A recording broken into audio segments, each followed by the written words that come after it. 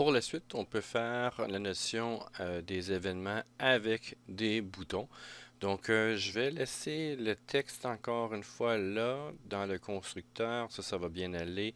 Target set state, bon, e-target, ça, je peux le modifier. Pour l'instant, je vais le mettre nul. Pour l'instant, je vais rien mettre ici. Et ça ne sera pas E ici, ça va être affiche, mais je vais mettre ici, mettons, du texte à afficher. Donc le texte que ou message, tiens, juste pour faire une variable un peu différente. Message ici, évidemment, dans la console, je vais mettre message et ici, je vais mettre message. Dans la notion, donc plutôt que d'avoir on mass over, je vais mettre ici aucun élément, donc aucune information dans l'exemple. Ce que je vais faire, je vais transférer ça ici en tant que bouton. Donc, button ici. Donc, évidemment, fermeture du bouton là. Donc, il le fait d'un coup. On va enlever le premier. Et c'est ici qu'on va pouvoir faire ici on click. Fait quelque chose et je vais mettre le bouton par exemple OK ici et on click appelle telle information. Donc évidemment si je veux utiliser la notion de la fonction ici, par exemple si je ne mets pas de message, je pourrais l'appeler. Donc je pourrais dire ici affiche. Donc absolument c'est comme ça qu'on va le faire. Donc ça va être this.affiche comme ça ici. Donc le paragraphe va être this.state, c'est bon, parfait pour le faire envoyer. Donc, même ce que je pourrais faire avant de mettre message ici, je vais marquer juste tiens, message et ici le texte, ça va être message, comme ça. Donc, lorsque je vais cliquer sur le bouton, ça devrait mettre message ici. Donc, oups, corresponding ici, source, paragraphe, on va aller voir qu'est-ce qu'il y en est. Oups. Donc, je viens de changer ici la notion du P majuscule là, pour refléter le fichier. Et si je sauvegarde, donc voilà.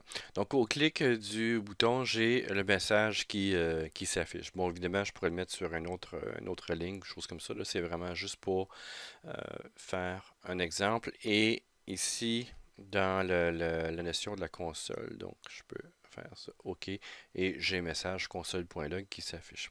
Maintenant, si je veux passer une information de message, donc afficher un bout de texte, ici, bien, ce que je devrais faire là-dedans, c'est de passer un paramètre.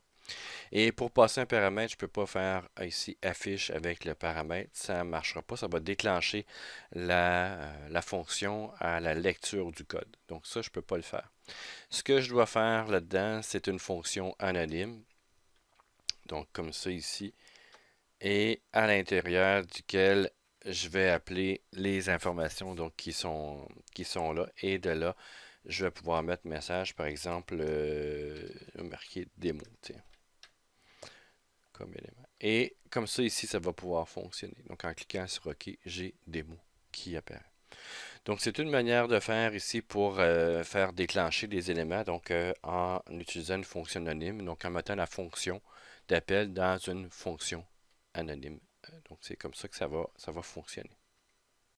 Ce que l'on peut faire aussi, c'est d'utiliser la notion bind de JavaScript. Donc, si on se dirige vers MDN WebDocs, ici de mozilla.org, vous avez la méthode bind ici crée une nouvelle fonction qui, lorsqu'elle est appelée, a pour contexte le dis, la valeur passée en paramètre. C'est pas le dis global.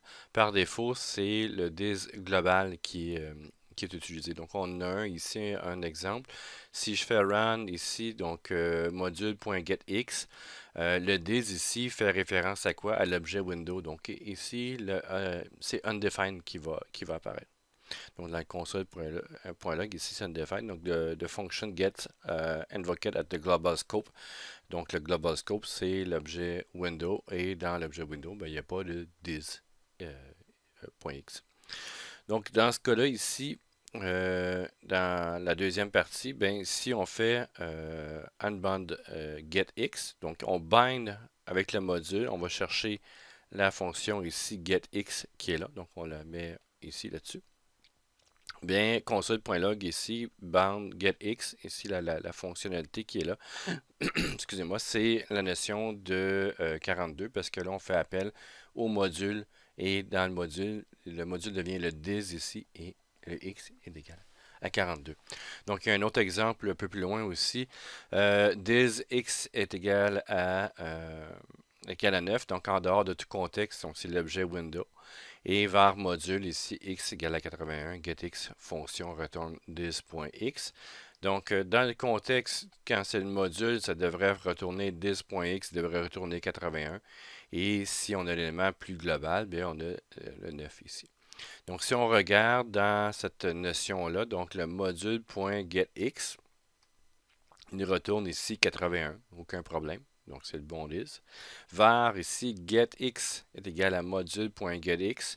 Ben, le dis ici n'est plus. Il fait référence à l'objet global qui est window. Donc, c'est le 9 qui va être retourné. Donc, le getX ici retourne là-dessus. Donc, si on veut bien faire le bind sur le bon élément, donc on fait, mettons, getX bind module. Donc, on se crée une variable et après ça, bon, on appelle cet élément-là. Et c'est vraiment le dis du module. Donc, le dis correspond au module et le dis, donc le module, c'est quoi sa valeur x qui est retournée? C'est 81. Donc, le bind va servir à faire ceci. Donc, dans notre cas ici, qu'est-ce que je dois faire avec ceci? C'est de revenir là-dedans. Donc, on va refaire la même chose. Donc, message, aucun problème. Ça, c'est toujours bon. Là, on clique ici. Ce qu'on va faire là-dedans, donc, bouton clic, on va laisser bon, on n'a pas besoin d'avoir la, la notion de fonction fléchée. Donc, on peut faire this, point, et affiche. Et de là, ce qu'on va faire là-dessus, c'est qu'on va faire un bind. C'est ici qu'on va faire le bind. Et dans bind, ici, il y a deux paramètres. C'est l'élément en tant que tel, donc le dis de lui-même ici, et j'envoie l'information démo. Donc, pour remplacer le message. Et pour le restant, ben, c'est la même logique là, pour le paragraphe. Donc, en faisant ceci, j'arrive ici. Oups, je pense qu'il y a eu un petit problème. Est-ce que ça a bien été compilé? Paragraphe ici. Donc, si je m'en viens dans React, vous avez des mots, donc ça fonctionne aussi de cette manière-là. Donc, c'est une autre manière de faire. Donc, vous pouvez prendre celle que vous voulez pour là-dessus. Mais le bind ici, c'est que ça va afficher le dis. Donc, le affiche n'est pas déclenché automatiquement parce qu'on passe par le bind directement. Donc, on lui passe le dis et l'élément lui-même et le texte. Donc, si on veut mettre d'autres choses, mettons 1, 2, 3. Ici, je sauvegarde. OK, 1, 2, 3, ça fonctionne aussi. Donc, on ne voit pas mon terminal, mais à chaque fois que je fais la sauvegarde, ça se compile.